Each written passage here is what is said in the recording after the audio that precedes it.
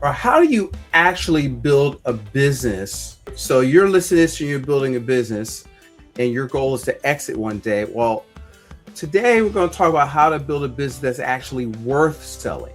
All right. And so welcome to another episode of the Practical Wealth Show. I'm your host, Curtis May. And today we're going to talk about one of the largest assets most business owners will ever own, their business, and how to build it so it's valuable, transferable, and ultimately sellable. So my guest today is Greg Kofsky, President and CEO of International Business Associates, and he's one of the oldest and largest business brokers firms in the Pacific Northwest. Greg has personally negotiated, this might have changed since I got these numbers, right, Greg? Negotiated the sale of more than 300 privately held business over the last, hear this now, 30 years, and has seen firsthand what separates businesses that command premium valuations from those that struggle to sell. Gregory, welcome to the Practical Wealth Show. Thank you for having me, Curtis. It's a pleasure to be here. My pleasure, right? So tell them about what did not tell them. So you don't wake up one morning and decide you want to spend a career helping entrepreneurs buy and sell businesses. Tell us about your journey. I think you did mergers and acquisitions. How did you get here? Great question. My family was a customer of IBA before I joined the firm. My father was a veterinarian, and in the 80s, he decided he wanted to sell his veterinary hospital and the real estate. He hired IBA to sell the practice. They were successful, and he was impressed with them. Mm-hmm. I didn't think much of it at the time. I just learned as the oldest son, I didn't need to clean runs and cages on weekends and feed the dogs. But he transitioned out of being a practicing veterinarian into a teaching role, teaching nutrition nationally for Hill's Pet Products, who was a division of Colgate Palmolive at the time. And so I graduated high school, went to the University of Texas down in Austin, studied business, accounting, and finance, pursued my first career, and it took me to Kansas City. I missed the mountains and the ocean and the beauty of the Northwest. I came back and I didn't know what I wanted to do next. My father said to me, I think you'd be good at selling businesses. You're a salesman by personality. You've got an accounting and finance background academically. So he introduced me to the founder of IBA, Bill Osofsky. It intrigued me, and I joined in 94 and emerged as one of the top salespeople for the company, selling two industries that do not exist today. It shows in business what it works today may not work tomorrow. I sold travel agencies when they used to be big chains before Expedia, and Right. also sold ISPs, the old dial up internet service provider, Oh, yeah. in Uh-huh. what was a classic big fish eats small fish marketplace, and emerged as one of the top salesmen of the company. And in 2000, I was already managing IBA's Bellevue office. Bill Osofsky came to me and said, I would like to retire and I'd like to sell the company to you. So we reached agreement in an internal sale. I was a bit of a logical choice because we had an old guard of brokers, many approaching retirement. Many had mentored me, liked me, had kids in college, and he didn't want to disrupt the team. And so I was a suitable successor and have been at the helm now 26 years. How old were you when you took over? I was 33. Okay. Young but experienced by that point. Okay. I love Six it. years with the firm Yeah. selling businesses. I love that. Okay. It's usually an odd combination of sales and accounting. you know, a lot of accountants don't but you are an accountant, but you know the numbers person. But a lot of times they don't like to get out in front of people. So that's really cool that you know that because you know I'm a big fan of Rich Dad Poor Dad. So people talk about financial literacy, right? Financial literacy is accounting, and the numbers tell the story, and you have to be able to read or understand the story your numbers are telling you when you look at a performer or you look at their P&Ls and you know I would say that that gives you a I don't have an unfair advantage. That, to me, is like necessary for the playing field to have that. So that's cool. Let me ask you. So you've looked at the inside of at this point hundreds of businesses. What's the biggest misconception business owners have about their company is actually worth? I'm going to take a step back before we go there, and because you touched on something interesting about hiring a business broker, an M&A professional. This industry is really difficult because you need knowledge in a lot of domains to do it well. You will tap into experts, but in the sale of a business, you've got to know accounting, you've got to know tax, you got to know finance, you got to know law, you got to know real estate, you've got to know business, you've got to know psychology and sales. And Right, so right, you need to be able to move people forward in all of these domains, including where you start the process is in line with what you do, Curtis. People start with a valuation of the business. And once you know what that piece is, then you can determine is now the time to sell. Let's say your business is worth $3 million and you're looking at the individual and their lifestyle and they need 5 million to retire comfortably. Well, maybe they have $1 million or equity in their house. We may jointly, you as the wealth advisor, myself as the business broker, say, you really should run this business another year or two, put a little bit more in the coffers before you sell, because once you exit, that annuity that is the business, that income it generates, stops. You have an exit value, but you don't have the annuity. So you really need to strategically plan, is now the right time? right. That's such a good point because they're living out of the business, right? So they're that what buyer doesn't want to do the work. Like they want to buy an asset, so you got to back out what does your life cost and what your cars you're paying for through the business. And like if they had $1 million, that's like, and they had it. And I don't really do investments anymore, but even just with the safe withdrawal rule, let's say I'll give you 5%. Well, 5% on $1 million is without touching principal is $50,000 a year, and I best believe they were living on more than $4,000 a month.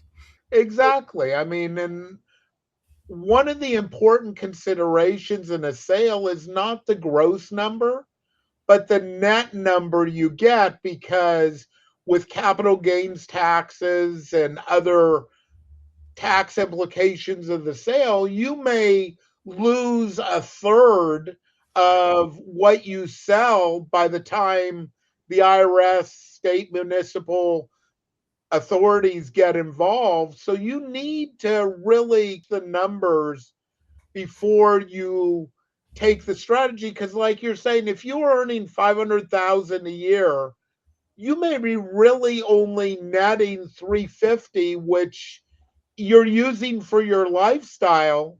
Well, it's easy to buy a new car, go on a cruise, do what you need to do when you're getting that 350 of cash flow after taxes a year. When that goes away, then you're just dipping from the pot. And like you talked about investments, the last thing you want to do is decrease your principal that is working for you in retirement. That's how you end up in a bad situation in your 80s, because you don't have the money for long-term care or whatever you need at that stage. And here's all right. So now you hit on my pet peeves, right? So what I've seen, I'm talking. I was in a meeting where this guy was talking about succession planning, selling the business. So the reason people have money, if you're like next door, the survey in the book where he surveyed these entrepreneurs, he said, well, how many paraphrasing your uh, um, your wealth advisor is the reason why you're a millionaire?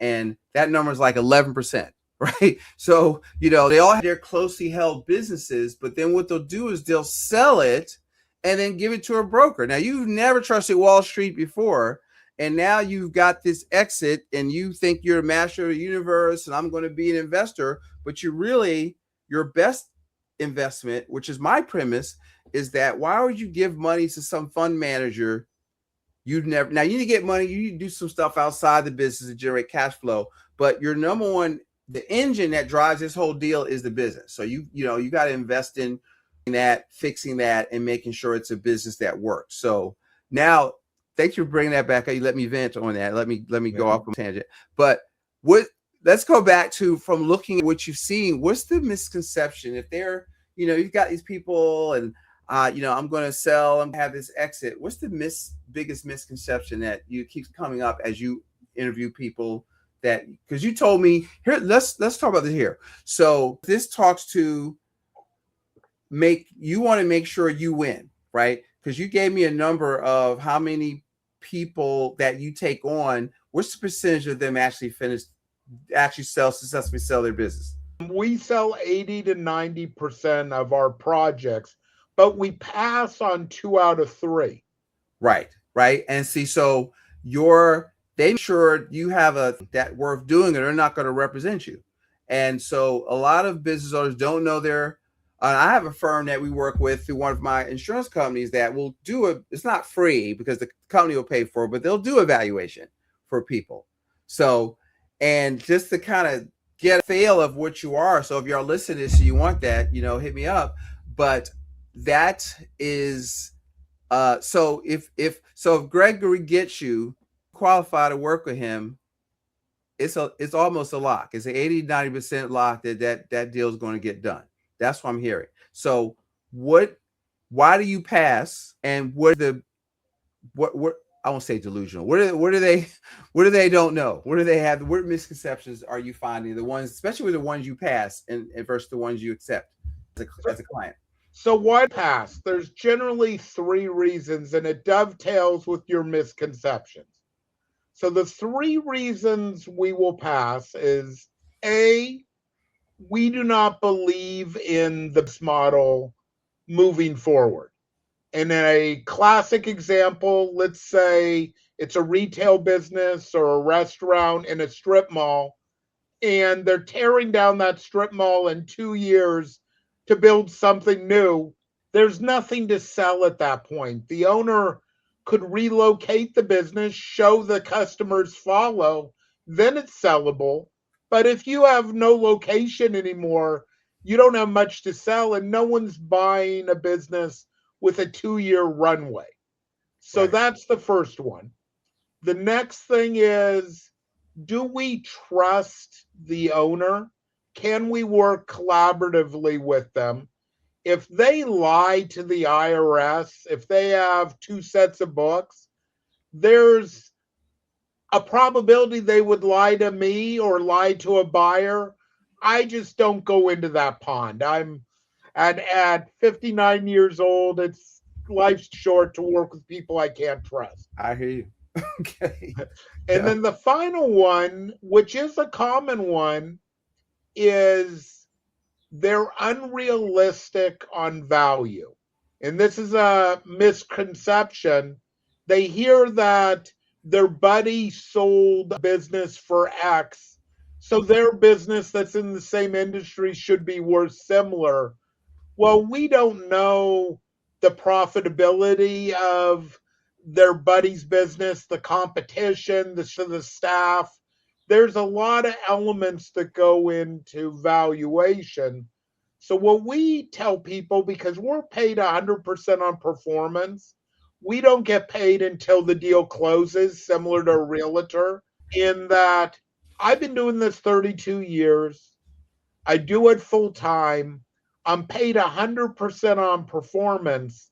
If I don't want your project at that price, you should think about that because this is what I do for a living. Right. And if I'm passing on your project, it probably says something about the project and it's frequently a pricing issue. So, first misconception is what's my business worth? And will you listen to the professionals that have experience? At my firm, I have 20 intermediaries. I have people who are experts on the sale of education businesses, sale of manufacturing businesses, the sale of auto repair. I can tell you my auto repair expert who's been with me since 2007, he is not the one to tell you what your preschool is worth. That's an entirely different broker who knows the marketplace because they've done deals. And so within our industry, knowing the marketplace for different business models is critical to pricing them correctly. And so what I'm hearing is that you have a lot of consultants or you're stable, but they get matched up. It's like this person knows this industry and we're going to work with Joe over here. Is it kind of like that? It is. I mean, Okay. we represent a spectrum of industries. They're on our website, which I'll give at the end. Mm-hmm. And the other thing is, I have brokers who specialize in geographic areas Mm-hmm. because just like residential real estate, if you know what the houses are selling for in a neighborhood, you're a better broker to represent houses in that neighborhood. If it's a town with 20,000 people and you know what other businesses have sold for in that area and you overlap knowledge of that industry, you can dial in that pricing pretty good. Right. Right. I think this extension that question you made me think of. So you walk into a business or you look at their information for the time. What tells you almost immediately whether this company is going to command a premium price or whether it's going to be difficult? We are looking at the operational systems. We actually build a multiple using 6 elements. Basic valuation is EBITDA or profit times a multiple. And one of our multiple elements is called company rating. And we're looking at the clarity of the financials. Do you have an employee manual? Is your website up to date? Is it secure in today's world with AI? You know, people buying products from you. Is their credit card secure? All those type of elements enhance the value. Do you have staff? Can you go on a vacation and the business runs? I've had clients who haven't had a vacation for more than a weekend in 20 years because the business can't run without them. That business is going to have less value than the one that has tiers of management. Right. Right. I love that. So is you're leading me to these other things. So what happens is because think they're building a business, but they really have built themselves a job, right? And I think I want you to clarify because what let me go back because what if you are listening to this and you're in business, you need to like re-listen to because she just gave you a checklist of you know starting with can I go away for a week and the whole thing don't right like that's a good litmus test because you want to build an asset that works. So what's the difference an owner dependent one and one that's actually an asset in your mind or when you see that and what should they be because we're some of these people where I'm pacing and hopefully I can get people customers ready for you in 2 years. Right? So get them ready to get ready Well, you want a business where the owner works on the business. on the business. That's right. They're training people, they're working on marketing, they're improving technology. Those things are not generally time sensitive. That's working on the business, strategically planning for the future versus if, and this can be profitable, and we do sell businesses like this.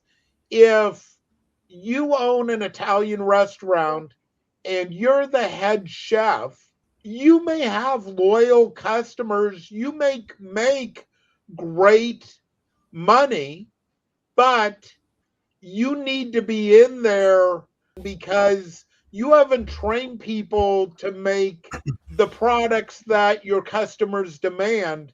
If you've created the recipes and you have three or five chefs who can prepare your recipes, then you're all good. Yeah.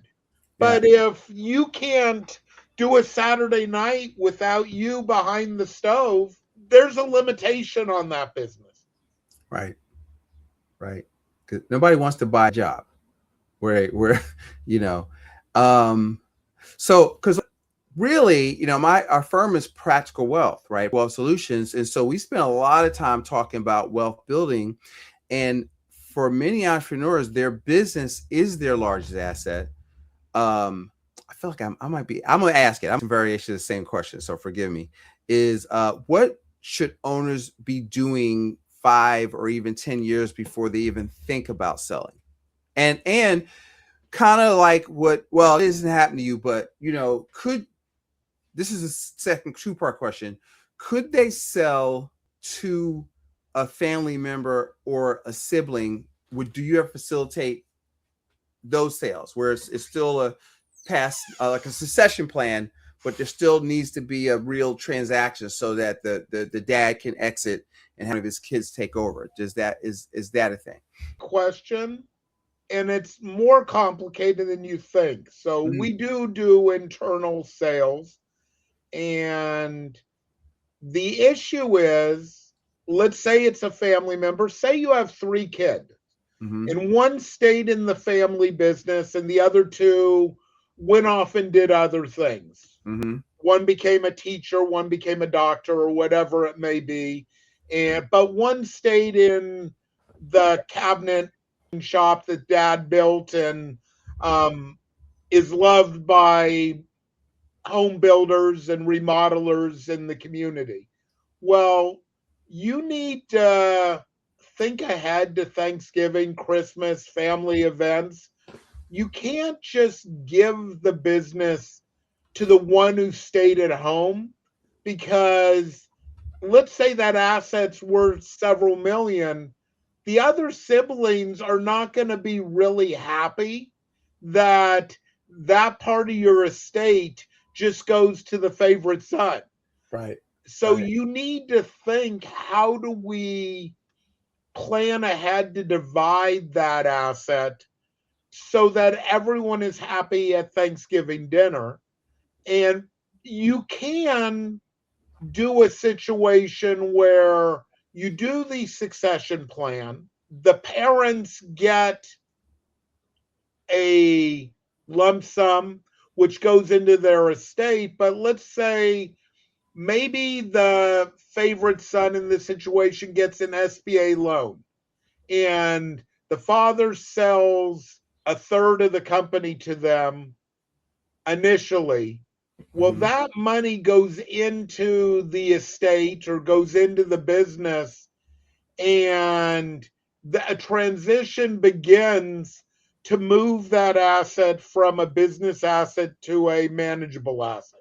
Makes it's funny. I just did I had to do my continuing education for last month, and it was on this. Like, so you could part of it. It was one of the examples that came up in a scenario like that where you could. There's a way you get insurance on the if they're insurable on the parent, the seller, to make his other kids whole. So if it's like a million, a million, a million to run it, then you could get insurance policy so that they won't get it right away, but they'll have at they'll have $1 million tax free. There's a couple different ways to do that, but there's tools that you can put in play to kind of make it equitable. Whereas it's not just here's my favorite son, because they don't know how to run a business, or they're a doctor, they don't want the business, but they want their inheritance. So how can you facilitate that and not make your number one beneficiary the IRS? Right. Which is And that's where you need to plan about all scenarios.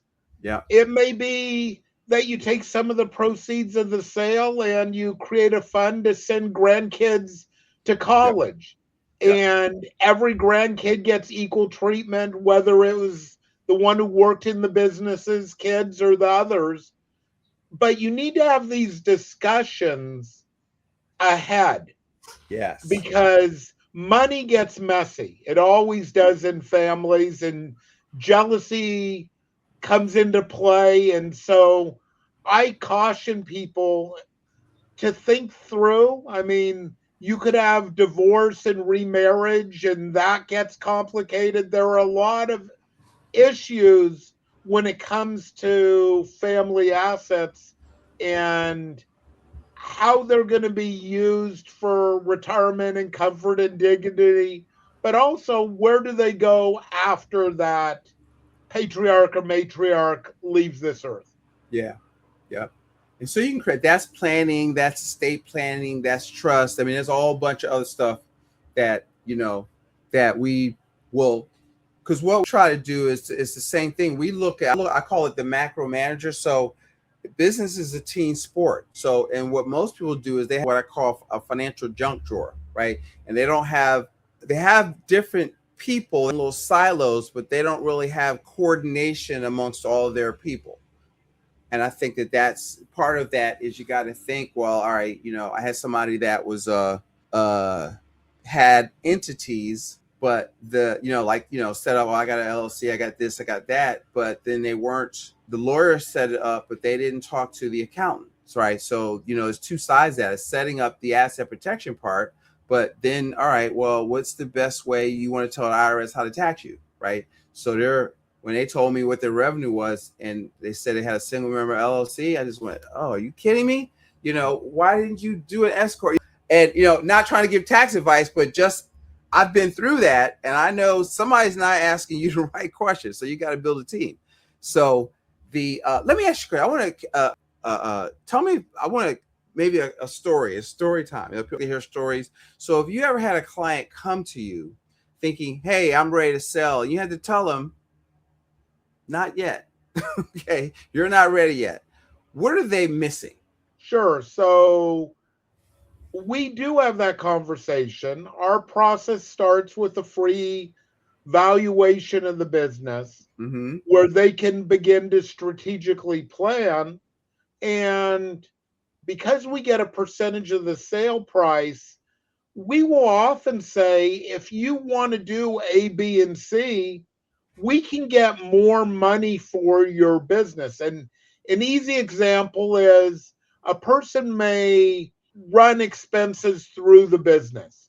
It's an advantage of ownership. They have season tickets to different teams. They write off cars or provide things to their kids through that may not be an easy document trail for a buyer, their CPA, or a bank to track. Well, if you clean up the books so it's more transparent and true, there may be a five on every dollar where we talk EBITDA times a multiple. So if there were $50,000 of miscellaneous expenses, you may be saving 15,000 a year by running them through the business.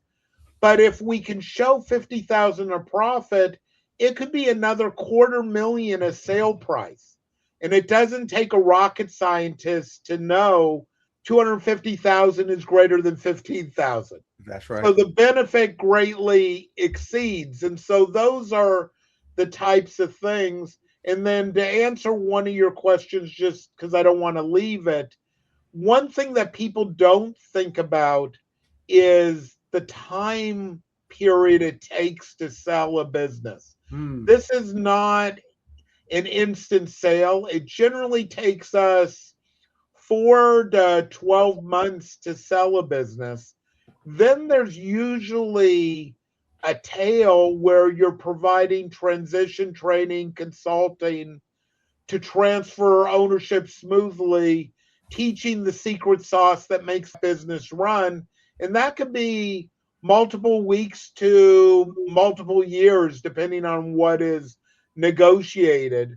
So I like to say you should plan on 18 months to 2 years from the day you go to market. So if you're already 70 years old, you don't want to defer it to the point where health issues may impact your ability to sell, and maybe you have a spouse who did something entirely different.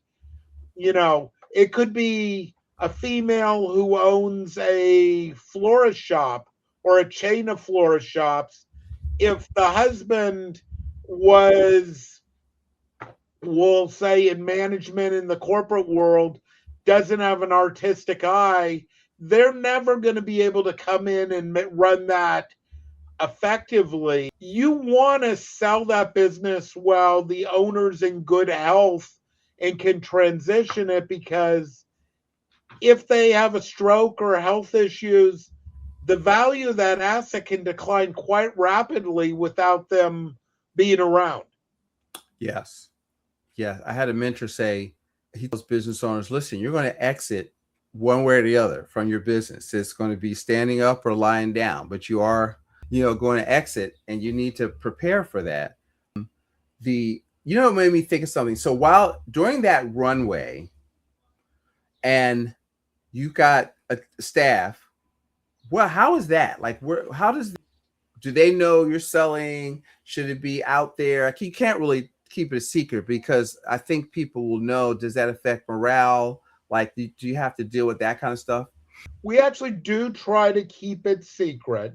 Mm-hmm. One of the difficulties in selling a business is, on one side of the fence, you want as many people to know it's for sale because competitive marketplace is good for value.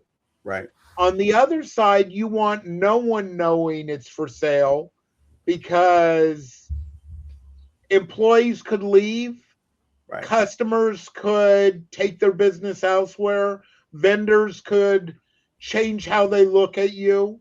So we actually try to hold things in confidence until we identify a buyer and can introduce them to the employees, because the dark cloud, the unknown, is much more Yeah. scary than introducing someone with experience and knowledge that can be put in the proper light. It generally, your employees recognize a change is likely to come.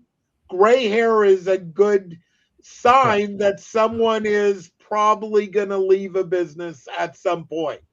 So, and then there's strategies where we will put golden handcuffs on key employees, where we may say to key employees, we need your help on a transition. Let's say we sold in July of this year.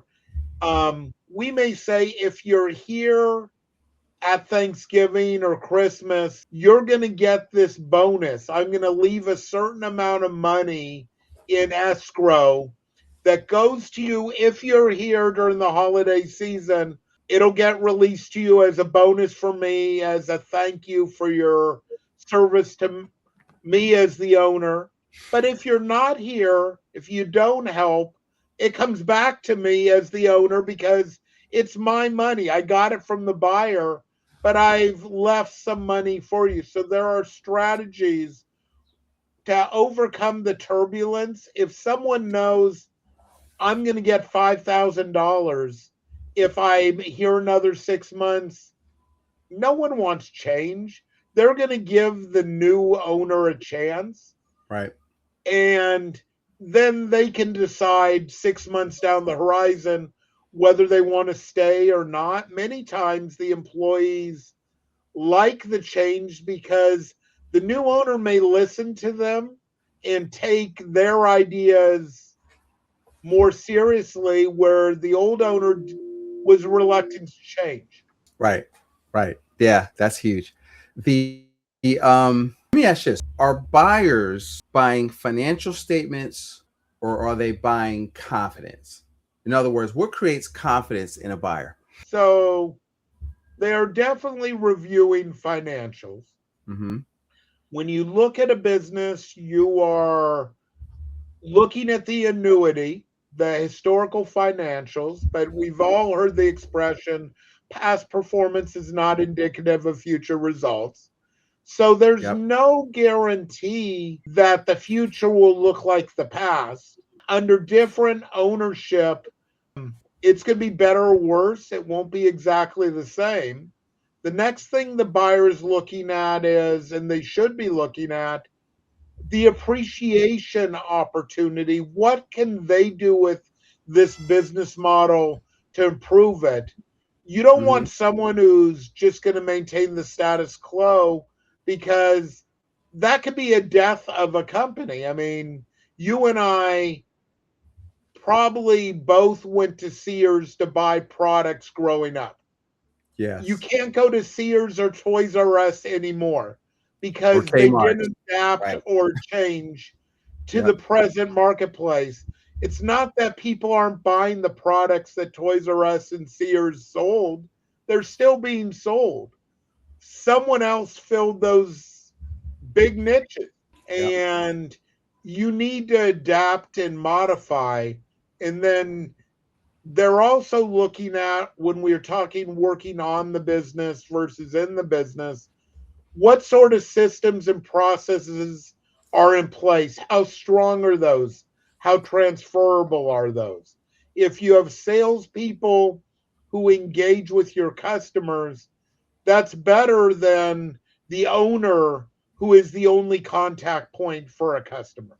Okay. I got a couple up. We're done. I want you to tell them how to find you. I think I've noticed you've been, unless I misread it, AI a lot recently. Has AI is AI changing the value of businesses or just changing how buyers evaluate them? Can you speak to that? I have been writing about AI. I mean, the economy is a dynamic thing. If you don't stay current and adapt, you're going to fail. Okay. So I think two things are happening with AI. Some business models are being damaged. 5 years ago, SaaS companies were gold. They're reoccurring subscription revenue. Right now, they're beat up because no one knows what AI is going to do to that marketplace. The creation of new SaaS companies with AI programming is easy. They can make a 2.0, 3.0 on a concept quickly and compete. Other business models are going to get improved and enhanced by AI because you're going to replace employees with automation. Your efficiency is going to be increased. An example I recently used, and I did this job, was dishwashing in a restaurant at 15. That was my job. Well, finding people who want to dishwash in the hospitality industry is problematic. Mm, So if it can be automated, if we can cut down on the need of those hard to find employees, that is good for restaurants and should increase profitability over time, because with automation, you don't have to provide health insurance and other burdens that make it expensive to have employees. right. So you got to look at business models and say, with automation and AI, that makes things better. And maybe that dishwasher, my son's a bodybuilder, a weightlifter, maybe that dishwasher becomes a personal trainer and starts doing what they enjoy and are paid more than they were as a dishwasher. So it's a positive gain for the individual and the business that used to employ them. Right. That's because people think it's static. I mean, you've got to find what you like to do rather than just. I always tell people, look, solve problems. You know, what problems are you solving? What problem does the business solve? Should you be in? I did. Because the purpose of the business is that I told people I did this. I was doing this monthly thing called a Small Business Profit Lab, and I will tell them, look, the purpose of business is for to make the owner rich or financially free at some point, and so you've got to structure it so that it does that for you. You're not in business to create jobs, all these other BS things you hear from politicians or everybody trying to spend your money. You're out the money, taking the do all this stuff. And I was talking to some politician one time. I said, they were talking about family leave and all this stuff that y'all have in Washington. It's like, if I have to pay the person and then I got to pay the replacement. So I'm paying the person that went out on leave, but you're not producing and I got to pay somebody else. So all of a sudden my overhead went up. And so you've got to not feel guilty for trying to be mean and lean. I think, as an owner. And so I'm not going to go off on that tangent, but let's talk about timing. Is there ever a perfect time to sell a business, or is preparation, in your opinion, more important than timing? Preparation's critical. I mean, as we've talked at length about consulting with the right people and planning for the outcome you want. So that is important, but timing is important in that there are times to sell a business.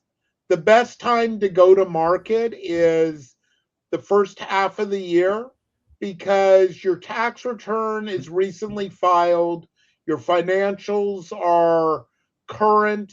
That's what a buyer, a banker, a CPA wants to see. I mean, we are in July now. The 2025 tax return is over 6 months old. And Mm-hmm. that data isn't good. We need to be looking at maybe a trailing 12 months running July 1 to June 30th, because that 12-month slice is much more accurate. And just like a publicly traded company, stock values go up and down based on quarterly earnings. A privately held company is the Right. same thing. And you want to sell when you're firing on all cylinders. If you're up 5%, over the previous year, that is much more attractive than being 5% down because buyers extrapolate negatives and they're going to assume doom and gloom is coming. Where if you are headed up or stable, they are going to assume that is also going to be maintained. Okay. So I think you've answered, but I want to make sure I didn't leave any stone unturned. What should I ask you? Should I have asked you that you want to get out, at or what is the best piece of could give a owner listening to this to add value to the business over the next 5 years? If you could give them advice, what would it be?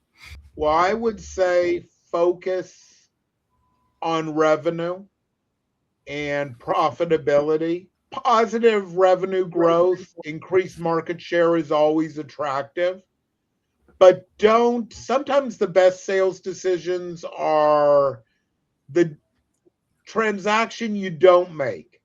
I have seen in the construction industry people sharpen their pencil to get work, and the better off person is the one who backed away because they end up losing money or opportunity cost they now can't deploy on the profitable project because they're working on this one they secured. Mm. So I always tell my brokers, leave 20% of your plate open because you never know what's around the corner. Right. And if you're totally at capacity, sometimes you miss really good opportunities. Boy, I could talk to you all day. So, but we're not, right? So, how can they, if you've intrigued and y'all, this is a listen to twice stuff show, okay? Um, how can they follow you, read about you, follow you on LinkedIn, learn more about your firm? What's the best way to stay in touch with what you're doing? I would start with going to our website, Mm-hmm. which is ibainc.com. So ice cream boy apple, ice cream Nancy Charlie.com. And two areas that people may find interesting.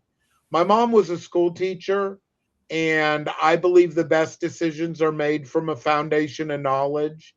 So, over a decade ago, I created a blog where we publish content several times a week and have had about 200 authors. Hmm. So there's a lot of articles there on everything related to buying and selling a business in entrepreneurship. And I encourage people to do a deep dive there. Mm-hmm. Also, and this will be posted there in the future, we have a video page where podcast interviews, corporate videos are, and listen, learn, and strategize. I mean, our business model is really clean in that we're paid on performance. But I tell entrepreneurs, interview three brokers. If they can't tell you why they should be hired, you shouldn't hire them. Hire And them. so I have no problem with us losing business if we get outperformed on the field. And the same in if you're hiring an attorney, if you're hiring a banker, always shop the marketplace because there are differences in knowledge, experience, and skill in the marketplace. Right. That's really good. So basically, go to your website is the main hub of where you want to go. Yeah, and you can see our 10 offices, and you can reach out to me at our corporate headquarters at 425-454-3052. People are Mm-hmm. welcome to connect with me on LinkedIn. I have a regular stream of posts in that venue. Mm-hmm. See, so all that stuff, follow this. Like it's learning. You want to start to get ready to get ready. And so, Greg, what I took away from today's conversation, I think, is that your business isn't just your income, it's an investment, right? And like any investment, value is created years before you cash it in. Okay. So whether someone plans to sell in 2 years or 20, the best time to build enterprise today, right? And so, Greg, thanks again for sharing wisdom with us today. My pleasure. I just think no matter what investment, a business or real estate or a stock, you should always buy it with an exit strategy in mind. No one's going to Yes. hold any investment indefinitely. Begin with the end in mind.